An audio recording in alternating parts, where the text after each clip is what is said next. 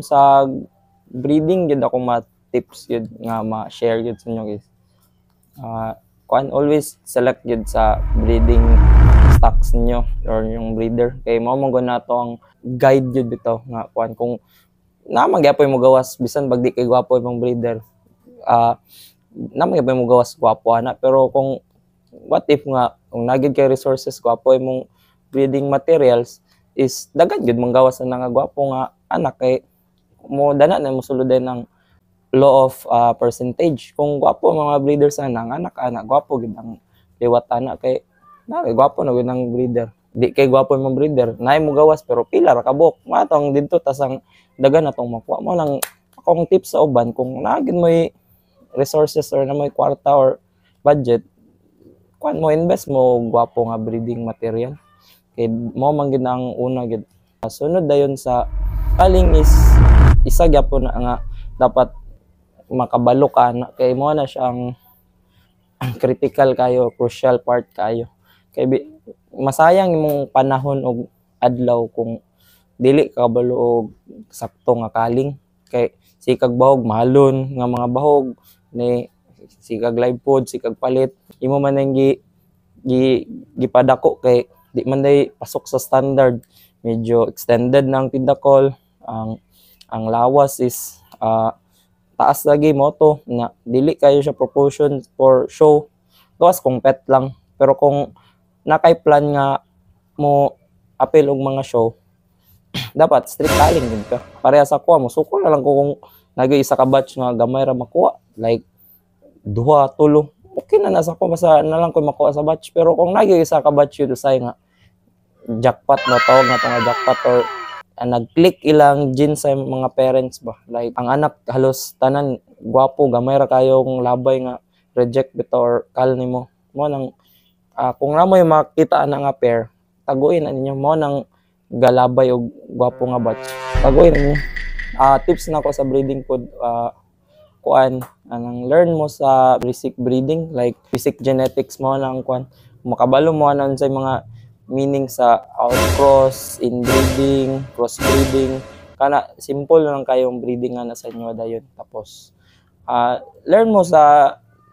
standard sa muli kung namoy plano mag-appeal og show kay karon na naman na sa online karon makita niyo na mga sample nila sa katong group show potential tong pang breeding lang or kanang show grade na gyud nya kuan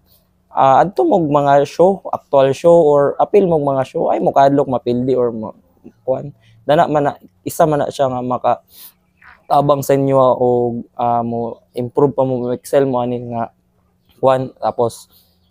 bisan pag unsa ka kadugay or bag-o ani dapat always open minded ka kay ang show muli sin ga evolve na siya ga involve compare like sa goldfish sa una goldfish di pa kay na ni kagwapo karon nga show matingalan lang ka nga halos tanan gwapo na gid kay sa una pila ra makita na nimo nga pag ana nimo oy kani mo daog na ni mo na daog karon di na ka kuan bisan bag import or kuan na ay makapilya na local like muli gyapon karon bago pa man kayo ang muli 3 years pa na or kuan di pa kayo siya kuan ga-evolve pa na karon gwapo na kayong tanaw mga 5 years from now karon magita na mo grabe na yung evolution na sa muli. Kaya ga-improve mo na akong tips inyo nga. Always do your homework, improve mo sa inyong knowledge. Ayaw mo pag close-minded nga, kabalo na katanan, like kadaog lang kag isa ka show or duha ka show, mingon na ka nga, kabalo na ko, master na ko na. No, dili. Next year na, basig dili na mawang mong kuhan. Anong tips lang din ako sa inyo. Always yun mo nga, seek of new knowledge yun, para ma-improve ang breeding. Ang grooming is choose the potential nga muli ay mo pag-groom nga dagan kayo or kuan pili lang mo pila yung makaya ninyo nga i-groom kay kuan man gud ang kaning muli is dapat dagan imong sudlan or naay stages gyapon ba like ako ako'y lain nga grooming style una ibutang nako siya sa luag tab mga 1 month or 2 months na ako'y makita nga ni excel sa ilang nga batch mo to kung kwaon ibutang na ko sa tupit pag tupit ni dako na siya ibalik na po din ako siya, mas bigger na po dayon. Kay ipapurma man ani mo na may stage ako ang size sa aquarium nako na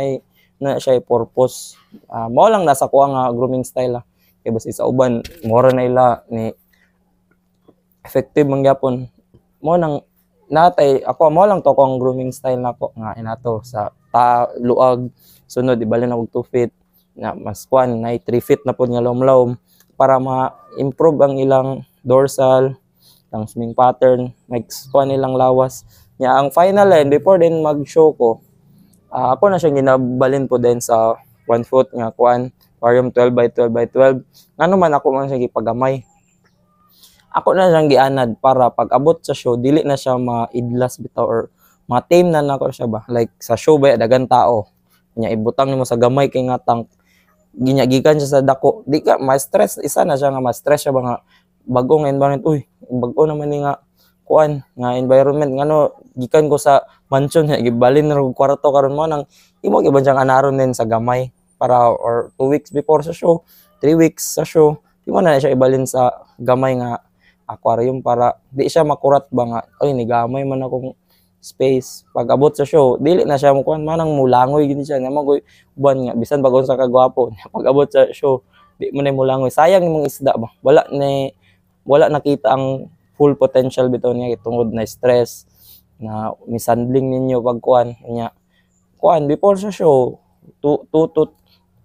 to 2 days pwede na nyo di niyo pakanon pero na may uban gud nga wala man ako nagipakaon di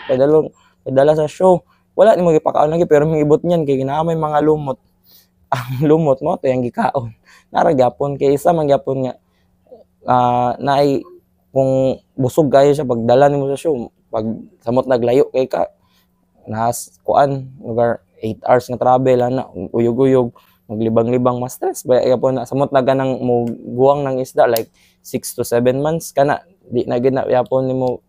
di na ba na siya dapat nimo ibiyahe inana ang mga edad kay dali ra na siya mas stress mo nang dapat sakto yung kondisyon empty kay siya pag dala sa show kondisyon dili kay siya mabunog ba di kay siya sa stress pag abot sa show mao ra to kong mga tips sa inyo di man gid kay nato di na kay nato i-complicate atong grooming pero kana ako ang based on experience sa ako ako ang style kasi sa uban ila nang ikuan nga dili man na lahi-lahi man gud ta nay ako effective sa kuha since sa inyo dili na inyo effective sa inyo ako sa kuha dili mo nang mo to ingon nga dapat open minded ka kung namoy makuha ni nga learnings kuhaan ninyo or namoy di ganan if di niyo kuhaan di niyo i-absorb niyo kuha lang yun yung makatabang sa inyo mora na kuha salamat